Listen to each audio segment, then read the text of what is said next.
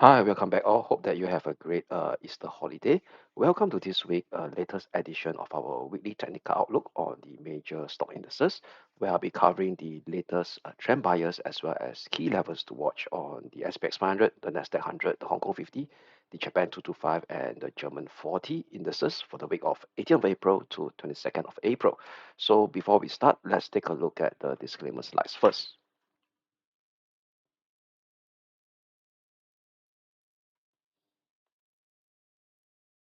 Okay, so let's take a look at the momentum analysis across the board from among the major stock indices from US, Asia, and as well as in Europe. So as you could see that last week was a pretty lackluster week or a relatively bad week on the US stock indices. Primarily, that's being focused on the mega heavily weighted towards the US mega tech stocks, where the S&P 500 and the Nasdaq 100 has such a heavy concentration of such mega cap tech stocks. So they were actually the worst performer last week. The SPX 500 down negative 2.4%, the Nasdaq 100 negative 3%. Number one of the reason why is because of these mega cap tech stocks of their higher sensitivity towards rising longer term treasury yields, especially the US 10-year treasury yield, which I did mention before in my social media account, in my Twitter. Once there's a break of this 2.55%, there will be a potential, we call it underperformance of these mega tech stocks versus the rest of the market. And what's interesting over here is the other two indices held up relatively quite well. The Dow Jones Industrial Average and the Russell 2000 negative 0.78%, and the Russell 2000 has a positive 0.5% in a shortened trading week because the US market will close on Friday for Easter. So we will have only a week of Monday to Thursday. All right. So it's relative more of a mixed performance, as you could see in the US stock indices. For the Hang Seng index as well as the Hang Seng Tech index, they are still down for this week, negative 1.62 for the previous week, pardon me, negative 1.62% and negative 2.32% due to this overhang of this potential in demand slowdown from China in the coming months ahead because of this ongoing lockdown that has been pretty much kind of extended in the commerce hub of Shanghai. And the Nikkei 225, it was yeah, so it was open on Easter Friday, so it managed to actually erase earlier losses to close at a minor gain at 0.4%, and the German DAX actually down negative 0.84%. So all in all, we start to see still a week of still kind of a consolidation or a corrective pullback week for the major indices for last week. So now, how about if I were to dive into the sectors of the 11 sectors of the SPX 500 for the last 5 days? So as usual, we start to see a strong outperformance on the defensive sector, which is the consumer staples, one of them, and most importantly, related to we call it inflationary play will be the energy sector, which is outperforming the main market, which is the SPX 500, in the last 4 weeks. So the energy sector is actually up close to positive 3% for the last 5 days, followed by materials as well, which is plus 1.25% in this they tend to actually benefit in this yeah, elevated inflationary environment. And definitely we start to see the tech heavy the tech related sectors like the com services and information technology continue to actually underperform the general market with a loss of negative 5.2% and negative 3.72%. And it's pretty much interesting to see how the information technology performed this week. So later I'll share with you all is that because the Nasdaq 100 and the SPX 500 is now coming very close to key medium-term pivotal support. So perhaps we may see a bit of a braver or a consolidation in the recent corrective pullback. So with that, let's immediately jump straight into the technical chart that I'll share with you on the major stock indices. So let us start off with the SPX 500 first. So let's kickstart with the daily chart. So as you can see, the daily chart over here, ever since the test of this 4640 level, which is previously this congestion zone here that led to this the previous we call it a relatively steep decline that take us to the low of 7th of March, and prices now has all in all has starts to retrace the high. Today's low close to about 6%. All right, so close to about 6%, and it did manage to actually we call it do a we call it a proper a breakthrough on the positive side after reintegrating above the 200-day moving average on the 23rd of March. So all in all from here, right, and what's interesting over here is that last week they mentioned we have a key medium-term pivotal support to watch, which is at 4,300 figure level. So yes, as we do expect a pullback, then watch out this 4,300 level uh, before this potential pullback may stall over here. And what's interesting over here right now is that the RSI now is also coming very close to this its key corresponding ascending trend line support that was drawn from the low of 26th of Jan over here, where it's bullish divergence that has been formed. Okay, so right now we're coming very close to key inflection point for this ongoing pullback that is taking shape close to about 4 weeks or so since the high of 29th of March, coming very close to this 4,300 level.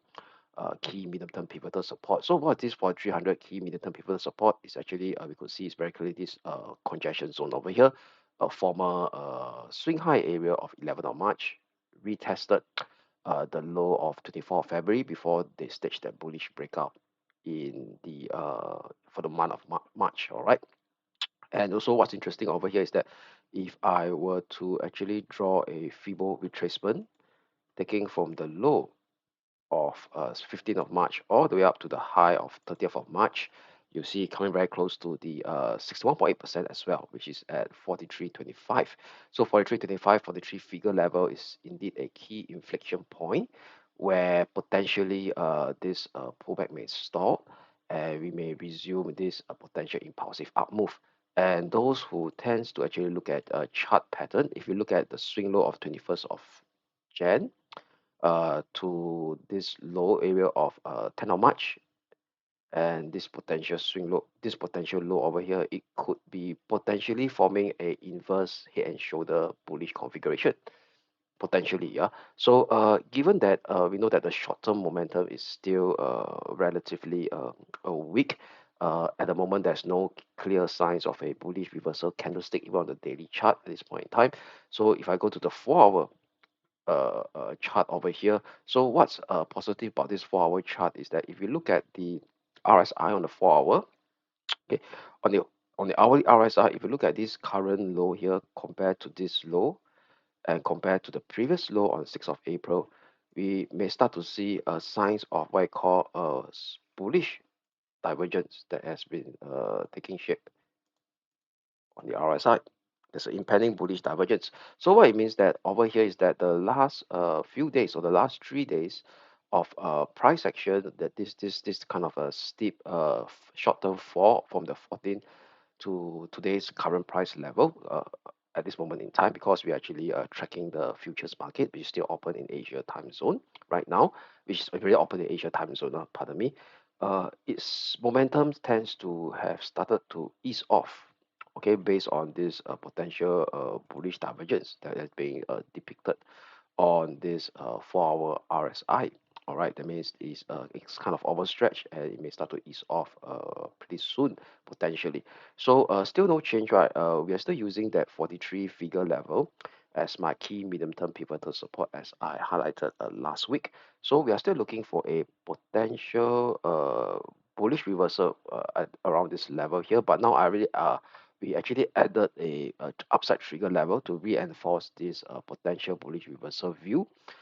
So if we could have a break above 44.65, then we could actually reinforce a push up towards the resistance at 45.35, then at least followed by the 30th of March or 29th of March swing high area at 46.40 in the first step. But however, if we have a 4-hour close below 4300 of 4300 level, which is the key medium-term pivotal support level. This is where we could start to see a further extension of this corrective decline to actually retest the critical major support level that was formed on 15th of March and 24th of February at 4140 slash 4110 level. Now, moving on next to the Nasdaq 100. So if you look at the Nasdaq 100, the fall is much more steeper due to its we call it heavier or much more higher concentration of mega tech stock that has been actually underperforming the general market in the last 4 weeks. So if you look at the decline itself, is actually 10%, okay, versus around five to 6% on the 5% plus on the SPX 500, which is almost two times given that this is a higher beta index, all right? So overall, what we could see over here is the 200-day moving average was actually a pretty much stubborn resistance to break, which actually confluenced with the high of 29 and 30th of March at this 15,540, 15,280 level. And you have the upper limit at 15,540, which is this former range support of December, early December to mid December, before the Nasdaq 100 starts to kickstart this multi month, or at least we call it 2 months plus of corrective decline to take us down to the low of 15th of March over here. So what we could see now is actually last week we have a key medium term pivotal support at 13,800 level. All right. So what's this 13,800 level? If I were to draw the Fibo retracement from the low of 15th of February, 15th of March, pardon me, towards the high of 30th of March is at 61.8%. All right, the golden ratio. So now it's actually testing this key inflection level as well. So what we could do on the 4-hour chart, if you look at the 4-hour chart over here, we start to see this. It's not so clear on the divergence as versus the SPX 500. Is at the oversold level again, but no clear signs of a bullish divergence as depicted by the 4-hour RSI on the SPX, which I shared with you all earlier. So what we could do over here is I will actually tolerate a bit of excess between this projection zone here at 13,690. So a bit of excess at 13,690. Then I added a upside trigger level to actually reinforce this potential bullish reversal move that it could happen if we start to surpass above 14,315 to take us up next to the next resistance at 14,800 level, followed by 15,280 slash 15,540. But however, if you have a 4-hour close below 13,690, then we may start to see an extension of this corrective decline to retest the 15th of March swing low level at 12,970 for the Nasdaq 100. So do keep a close eyes on the 13,690 key medium-term pivotal support level, which I added a bit of excess below 13,800. Right. So now, quickly for the Hong Kong 50 index. So we look at the Hong Kong 50 index. What's interesting over here is that last week, we highlighted a first support level to watch for our bearish bias view.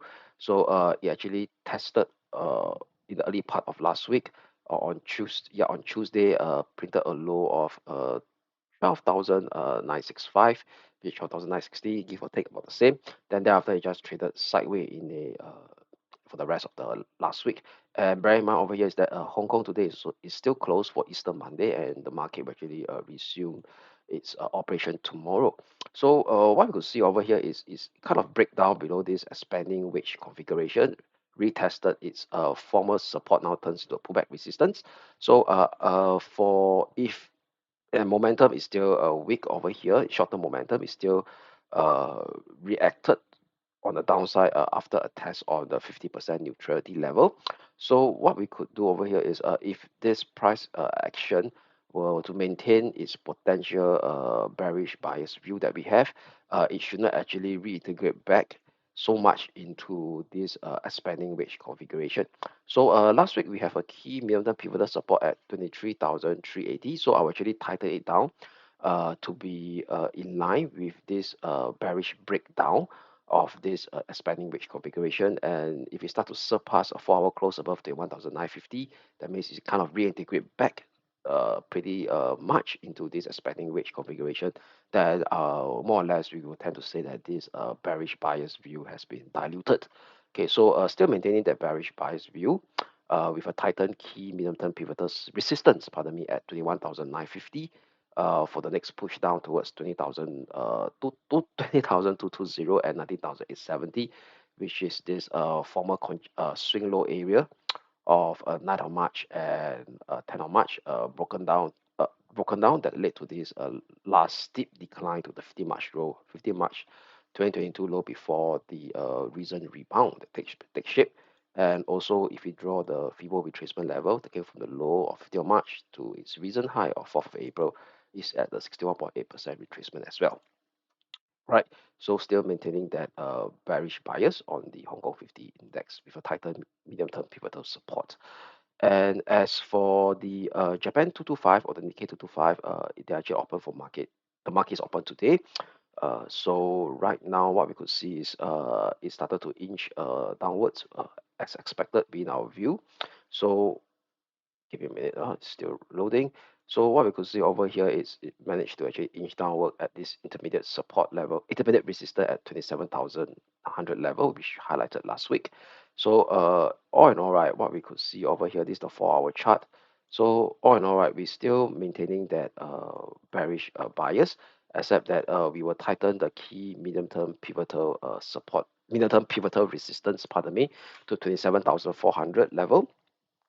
All right, to see this push down towards 25,700 before some form of consolidation takes shape. So what's the 25,700 level? Is also this former swing high area of 11th of March 2020, kind of a minor congestion zone, and as well as if you draw the Fibo retracement from 8th of March to the high of this 29th of March, is at is close to this 76.4% retracement level. So all in all, right, what we could see now is a bit of a push down, a residual push down towards 25,700 before some form of consolidation takes shape again on this Nikkei 225 below a tightened medium-term pivotal resistance at 27,400 level.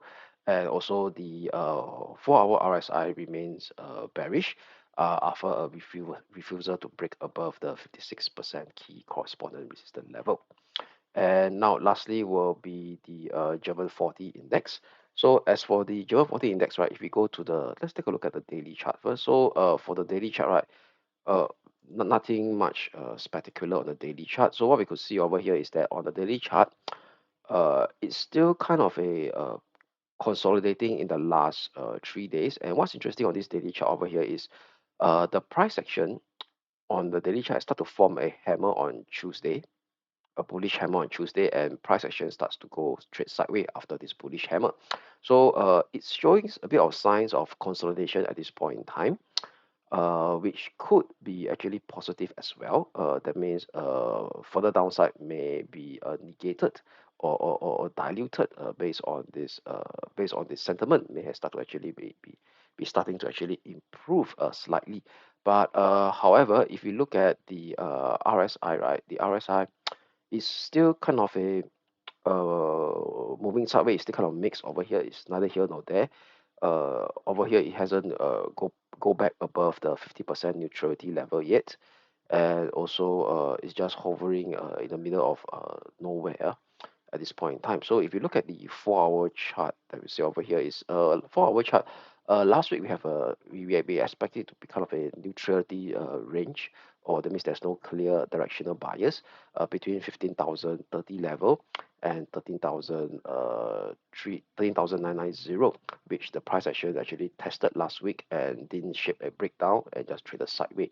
So we still maintain this neutrality range between 13,990 and 15,030 level.